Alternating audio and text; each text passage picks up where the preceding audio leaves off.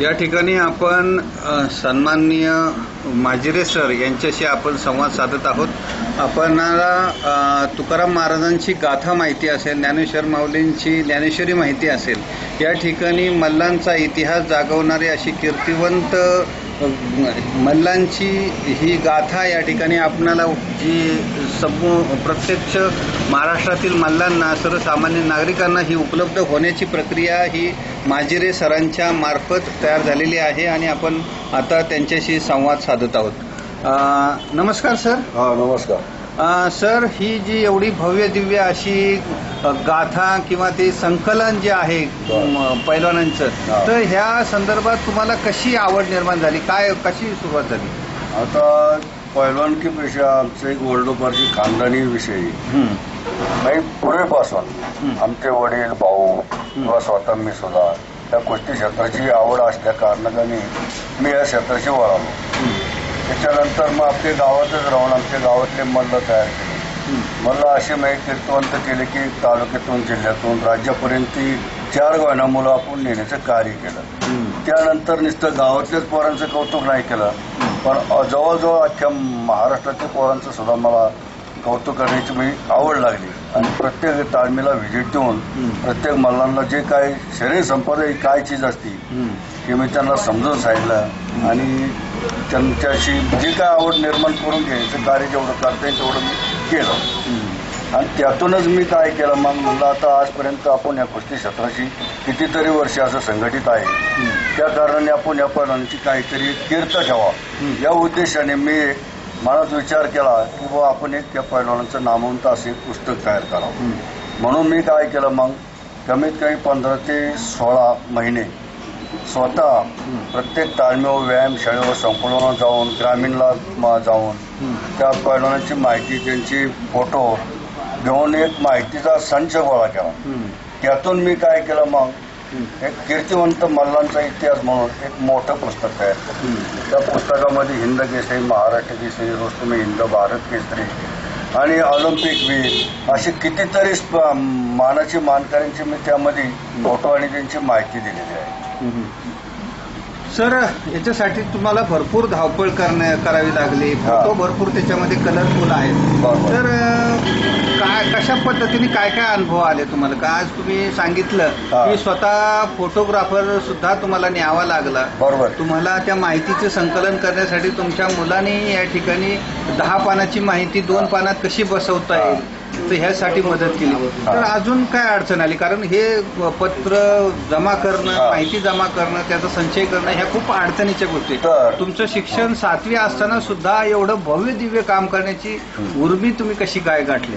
तर मी काय केलं की स्वतः एक वेगळ्या टाईपचा असा फॉर्म तयार केला. तो प्रत्येक मुलाला प्रत्येक व्यायामशाळेवर नेऊन दिला आणि त्यातून बुवा तुमची काय माहिती असेल ती या फॉर्म मध्ये द्या आणि फोटो द्या. अशी मी बरेच दिवस वाट पाहिली, पण पुण्यात येण्याची चित्र दिसना.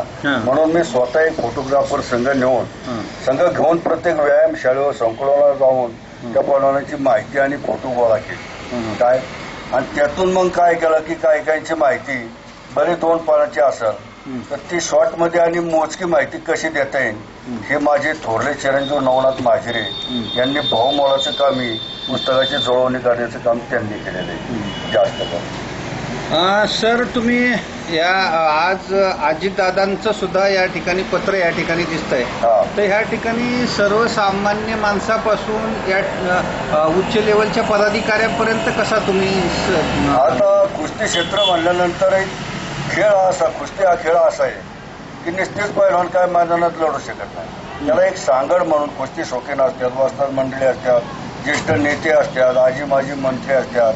अशा लोकांची सांगड म्हणून मी त्या पुस्तकामध्ये सर्व ज्येष्ठ नेते, मंत्री महोदय, वस्ताद मंडळी, माझे सगळे कुस्ती शौकीनांचे फोटो सुद्धा त्यात जेवढे मिळाले तेवढे मी घेतलेले, कारण त्याशिवाय या पुस्तकाला रोप नाही. बरोबर.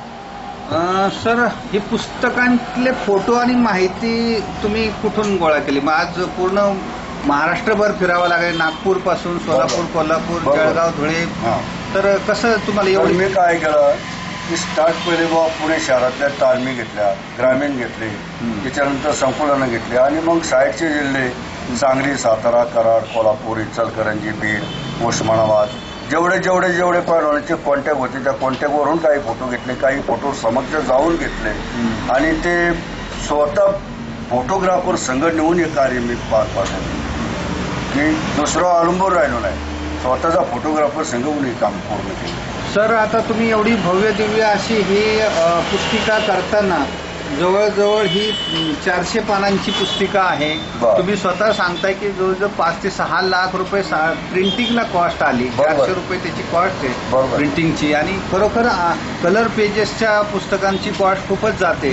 तर ह्या ठिकाणी हे पैशाची सांगड कशी घातली सर? एवढं सांगड म्हणजे अशी आली की स्टार्टला माझ्या होतं काय 1 रुपया सुद्धा नव्हता, पण डोंगरावडी असल्या आवड असल्या कारणाने मी आता किंवा मनात विचारच केला की हे पुस्तक तयार करायचं. तर मला सुद्धा या पुस्तकासाठी ठराविक जी काही कुस्ती शौकीन म्हणा, वस्ताद मंडळी, ज्येष्ठ नेते या मंडळींनी मला काही गोना पूर्ण फुलाची पाकळी मदत म्हणून केली आणि त्यातून मी हे कार्य सुरुवात केली. आता या पुस्तकाची प्राइस आपण 500 रुपये लावलेली आहे, परंतु हे पुस्तक मला प्रेसवाल्याकडून 370 रुपयाला हे पुस्तक पडलेलं आहे. म्हणजे या पुस्तकामध्ये फक्त 130 रुपयाचं आपल्याला त्यातून प्रॉफिट मानायचं. तो प्रॉफिट मी काय मला धरलेला नाही, परंतु आपलं जी काय आपली गेलेली रक्कम आहे आपली लेवल झाली, विषय संपला. यातून पैलवानांच्या आठवणी राहिलं, आपलं नाव राहिलं, हे देणार ठेवून हे कार्य केलेलं आहे. याच्यातून मला फार मोठा इन्कम व्हावा ही भावना मनात बिलकुल नाही. सर तुमचं हे जे कार्य आहे 10 MBAचे स्टुडंट किंवा जरी शिक्षक एकत्र आले तरी सुद्धा एवढं भव्य दिव्य काम शक्य नाही, परंतु सुद्धा तुम्ही 7वी पास असताना सुद्धा एवढं मोठं भव्य दिव्य काम केलं. याला निश्चितच मला तर तुकाराम महाराज आणि ज्ञानेश्वर माऊलींची उपमा द्यायला सुद्धा काही वाटत नाही. एवढं असं भव्य दिव्य हा क्रीडा क्षेत्रातलं काम आहे आणि ह्या तुमच्या या कामाला आमच्या NSCC स्पोर्ट्स YouTube चॅनलच्या वतीने तुम्हाला साष्टांग दंडवत घालण्याचं मला खरं तर उर्मी या ठिकाणी होते आणि या ठिकाणी तुम्ही ह्यासाठी वेळ दिलात, या ठिकाणी भेटलात, थोडं त्याबद्दल आपले आभार. आणि तुम्हाला अजून काय सांगायचं असं थोडं मला एक मी असं सांगू शकतो की आजपर्यंत जे काय जुने मल्ल होऊन गेले, पैलवान मारुती माने, आंधळकर, दीनानाथ शिळ, श्रीपती खसाळे, बिराजदार मामा, असे पहाडी मोठमोठे हत्तीसारख्या ताकदीचे मल्ल होऊन गेले. परंतु हे पुस्तक लिहिण्याचा मी एक मोठा उद्देश म्हणजे असा की या जुन्या पैलवानांच्या आठवणी पुढील पिढीला सहजिवंत राहू आणि शरीर संपदा ही काय चीज असती हे त्या पुढीला कळावं, या उद्देशाने मी न आळस करता आणि न काही करता हे पुस्तकाच्या सर्व काही बाबी पूर्ण केलेल्या आहेत.